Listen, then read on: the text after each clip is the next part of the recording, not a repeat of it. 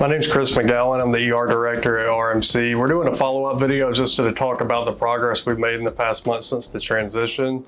I know a lot of the community in the area is concerned about the wait times and what the transition would do with closing the Stringfellow ED.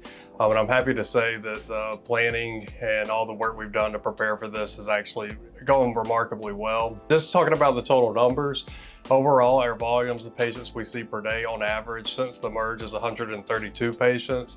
We've had several days where we've seen over 150 patients that have gone fine. Overall, that's a 36% increase of volume pre-merge versus post-merge.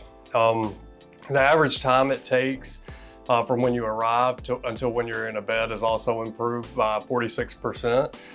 So we've had a 46% decrease in our door-to-bed time, which is 18 minutes.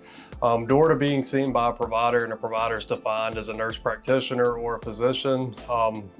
That has also decreased by 12%. Our average time so far since the merge is 36 minutes, and we're continuing to work to improve that. Our discharge length of stay, so the time from when you arrive to the department until you're discharged for all patients that we discharge, has decreased by 22%, and it's down to 164 minutes. Our admit length of stay average, so this is important. Boarding patients in the emergency department that need beds upstairs is a problem in emergency medicine, not just at RMC, but in emergency medicine in general.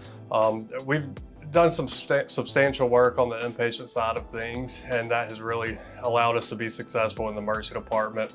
The time from when you arrive until when you're admitted has decreased by 29% since the merge.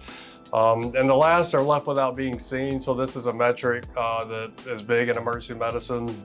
As patients who arrive to the department but leave before being seen by a provider, which again is a nurse practitioner or physician, and that's also decreased by 29% since the merge. So that's pretty impactful. We've had some really good days.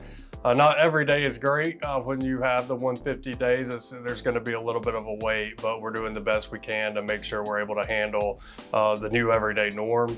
I think we've done really well. I'm really proud of our staff. The processes we've put in place, they've really followed those. It's now became like second nature of how this department runs with our new zones, the fast track and the vertical zone. And just the overall flow of the department's improved thanks to our staff really buying into the concepts that we've laid out for them, and it's gone remarkably well. What you should expect when you come to the emergency department. So once you come in, if you come in by ambulance, of course, you come through the ambulance doors, you'll be triaged and then placed in a room that's appropriate for you. If you come by a private vehicle, you'll come into the front desk. If you need assistance getting out of the car, wheelchair, anything, there's always staff at the front desk that can help you with that. You'll come into the front desk, one of the ED staff will be sitting there. They'll get you signed into the computer. Usually they'll take you right then to get vital signs. If you're having chest pain, we'll do an EKG on you within 10 minutes of you being here, but they'll take you to a smaller triage room, get vital signs, take you to another room to get an EKG if needed, and then you'll see the triage nurse. Once the triage nurse triages you though, assign you an ESI level. So this is it kind of dictates where you go in the department. So like if you're at ESI level 4 or level 5, if you only need one resource like an x-ray, you may be routed to our fast track, which is, this is what we're in right now, making the videos in the fast track. And that's open 9A to 9P. But we do prioritize patients by acuity. So patients coming in having heart attacks, strokes, things like that would go directly back to a room. While others, there may be a little bit of wait. However, we do start protocol orders in the lobby. And that's one thing that I do think we can do better on. We start these protocols, we get labs, we send those labs off. We're getting x-rays, and what that is, in a way, is a secondary triage.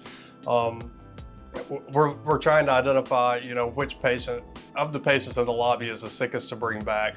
So if one of your labs comes back and is critical, you're pretty much brought straight to the back at that point.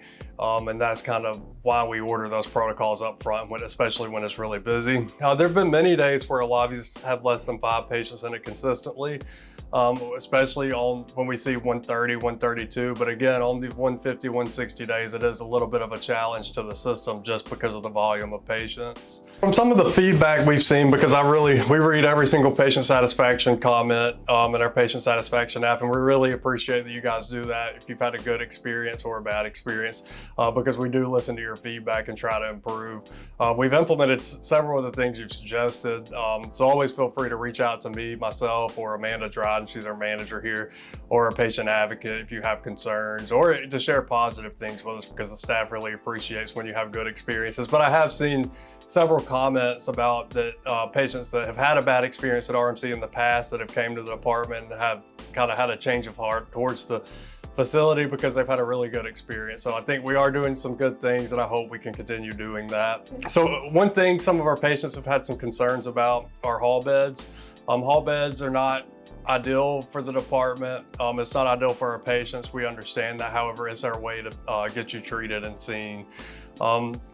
So there's a max capacity that we have in the department of rooms.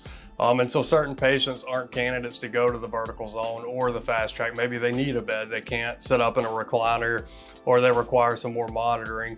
A hall bed is technically a little bit of a higher level of care than our vertical zone or recliner unit. We put patients in hall beds to get you seen. We don't want you sitting in the lobby.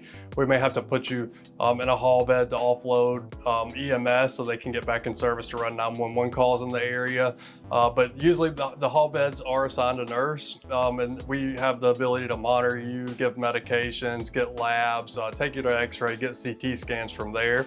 I know it's uncomfortable, it's not fun, and we try to avoid that at hall beds as much as we can, but when our census is up, it's imperative that we utilize them just to be able to get you seen. I would rather have you in a hall bed on a monitor getting some degree of treatment than sitting in our lobby getting, relevant nothing except for blood work. So it's not the ideal location for you to be in the department. We're actually looking at some space to kind of change up to get rid of hall beds, but that's later down the line, and we'll see how that progresses. But we're excited about that to gain some capacity. But we're excited about the merge. Again, our Stringfellow staff has done great with us here. Dr. Sells, the physicians, the nursing staff have really stepped up into some different roles here that have really been a benefit to the department, and we thought that their strengths could augment the department. They really have. So we're super proud of their team now. But we appreciate all the feedback. Again, please do the surveys. If you have positive experiences, please let us know. We share this with staff on a weekly basis and email, and we do appreciate the positive feedback.